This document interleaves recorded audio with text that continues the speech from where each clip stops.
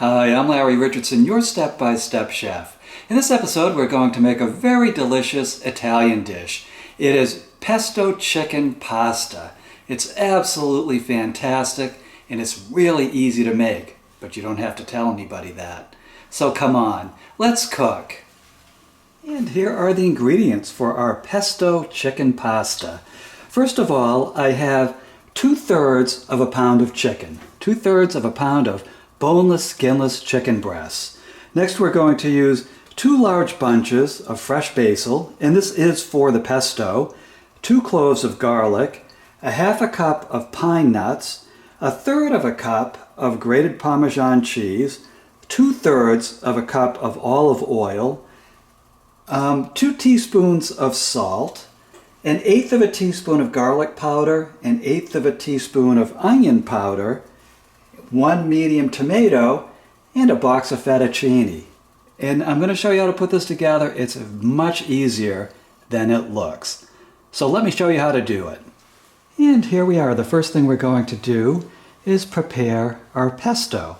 Now I have these basil leaves. It's all rinsed off. And all we're going to do is pick it. You don't have to be too meticulous. Just don't add huge amounts of stem to it because that won't be pleasant in the pesto. So I'm just doing this and putting it in the food processor. Now if you don't have a food processor and you're good with a knife, you can literally chop these ingredients. You can chop up the basil, chop up the pine nuts, even chop the cheese a little bit, and just keep chopping it until you get this nice, semi-smooth consistency. Some people can do that. Honestly, I don't have the patience, so I have this food processor. And you can get these food processors for around $20 now, at least at the time that this video series was made. I mean, maybe someone's going to watch this in 100 years, and a food processor costs like $10,000, which is the equivalent of $20 in today's money. I mean, I don't know how those things are going to turn out, but, let's just put it this way, they're pretty affordable. So if you can get one, do. It just makes cooking some dishes much easier. So I'm just going to keep on loading this up and I'll be right back. Okay, so as you can see, the basil's all in the food processor. Now what I like to do before I add the other ingredients is just give this just a quick chop to make room for the other ingredients. Here we go. That made plenty of room for them. Now we just add our pine nuts, our cheese, our salt, and you can salt this to taste. In fact, you can adjust any of these ingredients. What we're going to do is mix it all up, and then we just take a little taste with a clean spoon and decide if we want to add anything else.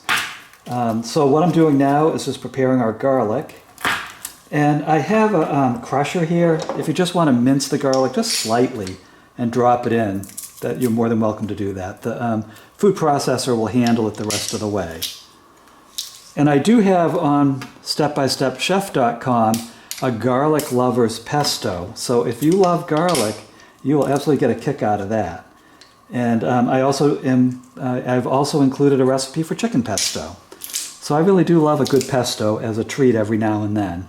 It's pretty rich, so I don't eat it, every week. But it's just a little treat to have every now and then that kind of shakes it up a little bit. Okay, so our garlic's all in there. And now we'll just add our oil. And the thing about the oil is, if you like a thicker paste, just add a little bit of oil. And if you like it thinner, add more. And you can always add more and just mix it in if you want to. But try it to the measure that I included the first time in the recipe. And then you can decide how to adjust it after that. So then we're just going to put this cover on and just pulse, go from chop to grind with the food processor.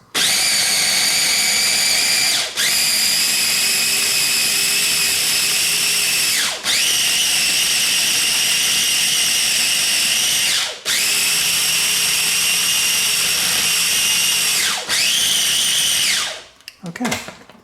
Let's give that a little taste. And you don't want to thin it out so there's no grit at all in the pesto. you do want to have a little bit of grit, a little pine nuts, and the cheese should still have a little bit of texture to them. Now I'm just taking a clean spoon, giving it a little taste. That's perfect. Exactly what I was looking for. And since we're using this in a pasta dish, as we're mixing the pesto with the chicken pieces and the tomato pieces, we might add a little bit more olive oil at that point. We'll see what we need when we get over to the stove. So let's just dice our tomato, just cutting the nubby end off. And we don't have to be too meticulous with this either. It's just going to mix into the pasta sauce, add some flavor to it. So I'm just cutting down into the tomato. Now some tomatoes you won't be able to do this with. This is a very firm tomato. Other ones you're going to have to cut it into slices and then dice it. But this tomato is pretty hardy. So you can see the size pieces that I'm looking for.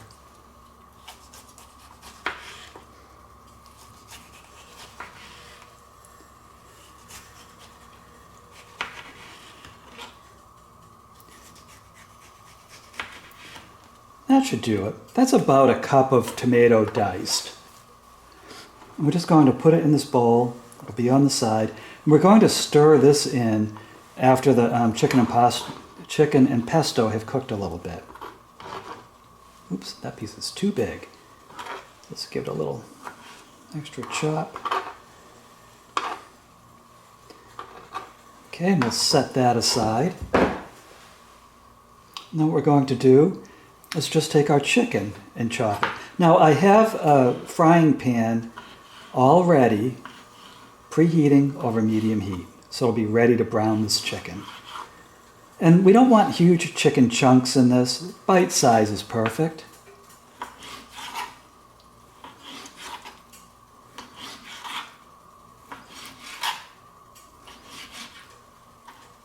And then just do this, just cube it. So you can see the size pieces we're talking about. They're very, very small, very bite size. We'll do that with both pieces.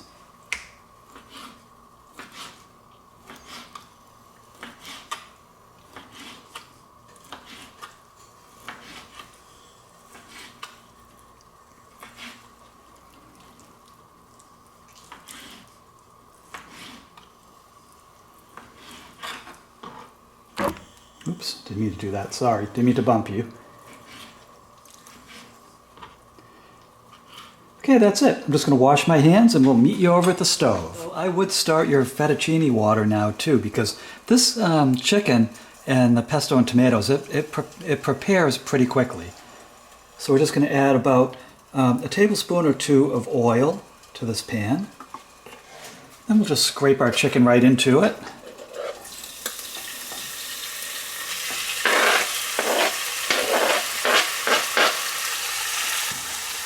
Okay, get that nice and mixed in with the oil. This is running a little hot today. I'm going to turn that temperature down a little. I don't want to have an olive oil fire.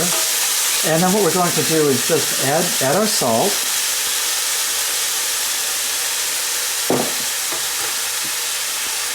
And then our onion powder.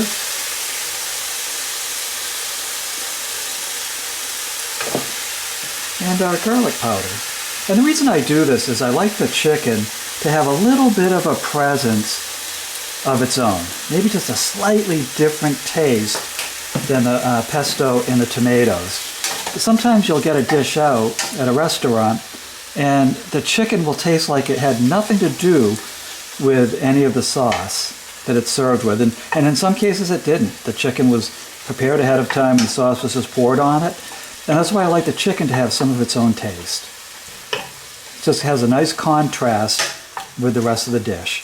So this will take about, probably about 10 minutes, 5 to 10 minutes for me to brown. So I'll be right back. Okay, so 10 minutes later you can see that chicken is cooked quite nicely. No sign of pink, the juices are clear, and it's been in this very hot pan for just the right amount of time. So what I'm going to do now is just add our tomatoes and just give them a little bit of a cooking.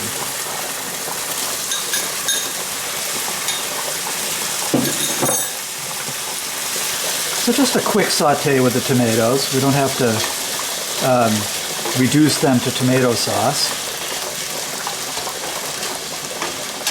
We're really just warming them up. I want them to have a presence. I don't want them to be completely mushed out.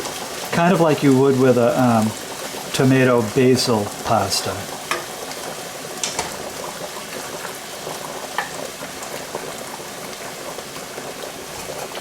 There we go. The piece was a little big. It's just warming up the tomatoes with the chicken. And you can hear that fettuccine cooking. It's going to be all ready at the same time. So that's nice and warmed up. And then all I want to do is just stir in our pesto. And you can turn the heat down on your stove back to about a quarter heat. We don't want to burn or sear the pesto. We want it to still be plenty fresh. Again, we're just warming the pesto up. We're not really cooking it.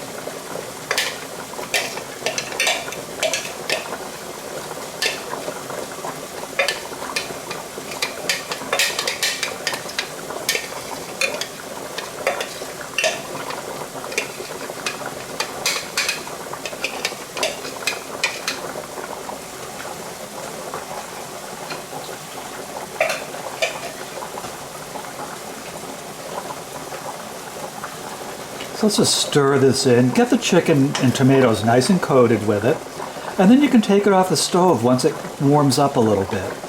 Again, the point is not to cook the pesto, just warm it up. Oh boy, that's going to be delicious on the fettuccine.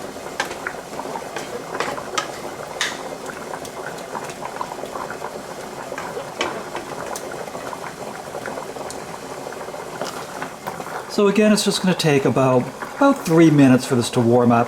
If you start to see bubbles like this, give it a little bit of a stirring. It means it's starting to simmer, but do not bring it to a full simmer. Just warm it up. The fettuccine will heat it up some too. And that'll do it. This is going to be absolutely delicious. So congratulations, look at what you just did. You just made this delicious chicken pesto pasta sauce. It's absolutely delicious. It's served on this fettuccine. You're absolutely going to love this dish. Now, if you do love it, please check out my website, stepbystepchef.com. There you're going to find over 160 other recipes, all of them printable, all free, including this one, along with free video links for every one of them. So it's you and me cooking together in the kitchen the way it should be. The other thing you're going to find there is my cookbook, Cooking with the Step-by-Step Chef. This saves you the time of printing all of those free recipes off of stepbystepchef.com. It also makes a great gift, and I do update it every November with the previous year's recipes. So this thing is going to be thicker than 10 years worth of Encyclopedia Britannicas, probably by 2025. So if you can wait that long. But in the meantime, you are going to find a lot of delicious recipes in here, so I hope you'll check it out. So my name's Larry Richardson. I am your step-by-step chef, and I'll see you in the next episode.